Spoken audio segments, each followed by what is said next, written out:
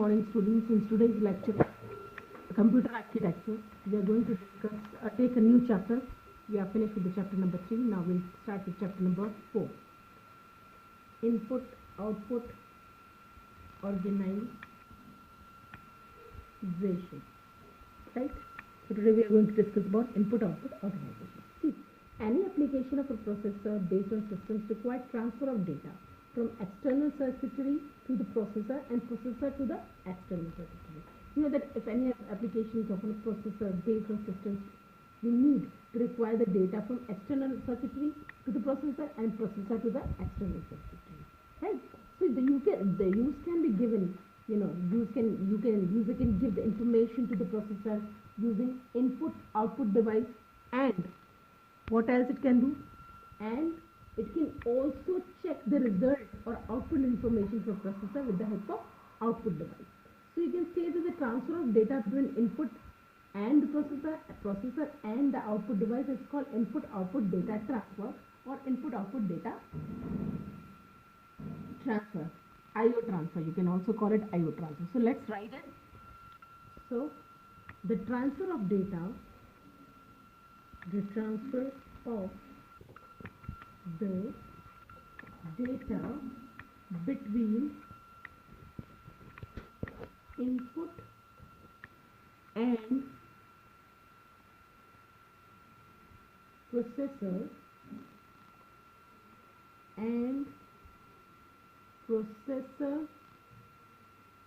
and output device is called input output data transfer. So what is input? Basically, input output data transfer, as the word itself implies, when the transfer of data takes place in between the input and the processor and the output, such type of transfer is called as input output transfer. For example, one data, this is input device, it is transferring to the processor, this is processor, and then we have output data.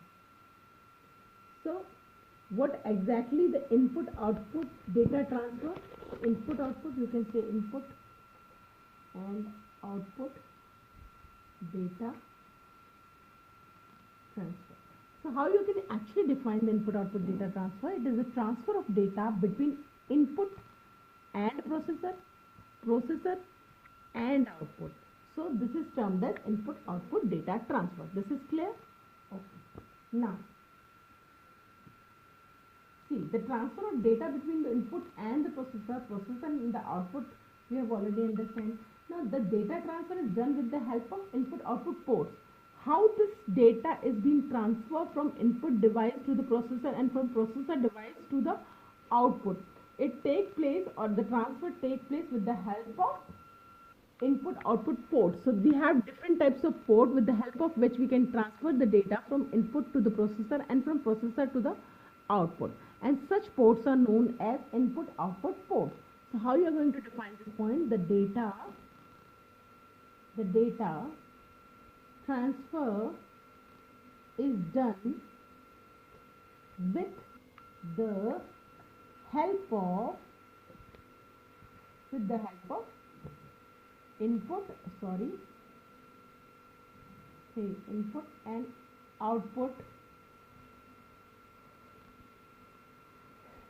and output ports, right? So these are the ports which is actually carries the data from input to processor and from processor to output. Now what are those ports? We are going to discuss it now. What are the various types of port that is actually used for this purpose? See, the input port is used, then we have input port. The input port is used to read data from input devices. So how are you going to define the input port? Input port is nothing but it is used to read the data from input devices. What is the use of input port?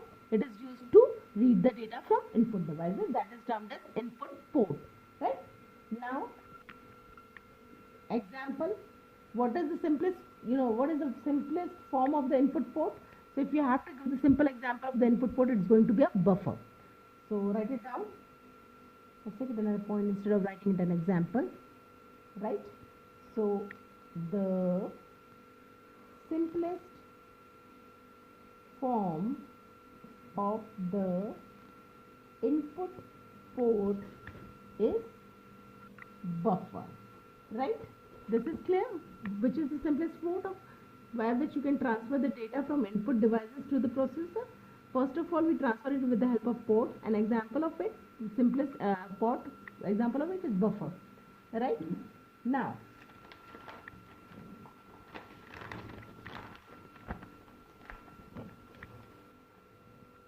the input port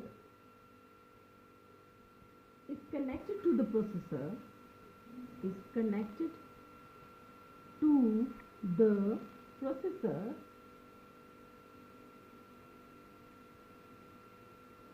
through the buffer, right?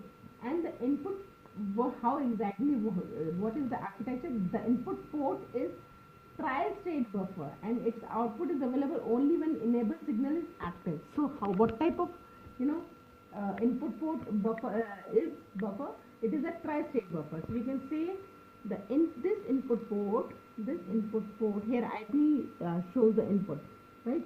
So the IP, that is input port, the input port is tri-state buffer. What type of buffer it is? Tri-state buffer, and its output, OP stands for output, is available. You can get only output when we enable the signal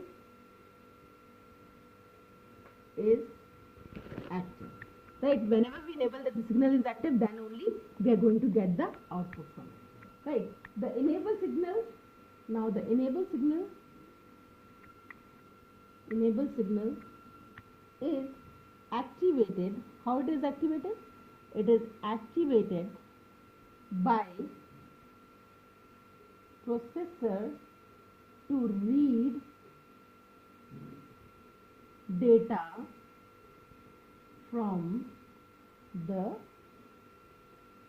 input device, right? So what we have understood in this, first of all, the first point that we have understood in our lecture is that the transfer of data between the input and the processor and the output device is termed as input output data transfer. And for transferring the data, we can transfer the data from input to the processor and from processor to the output with the help of ports. So we are having input port and output port. Now what is input port? Input port is used to read the data from the input devices, and which is the simplest form of it? Buffer can be defined as the simplest form of it. And when we are talking about the input port, then input port is basically a three-state buffer. What type of buffer it is?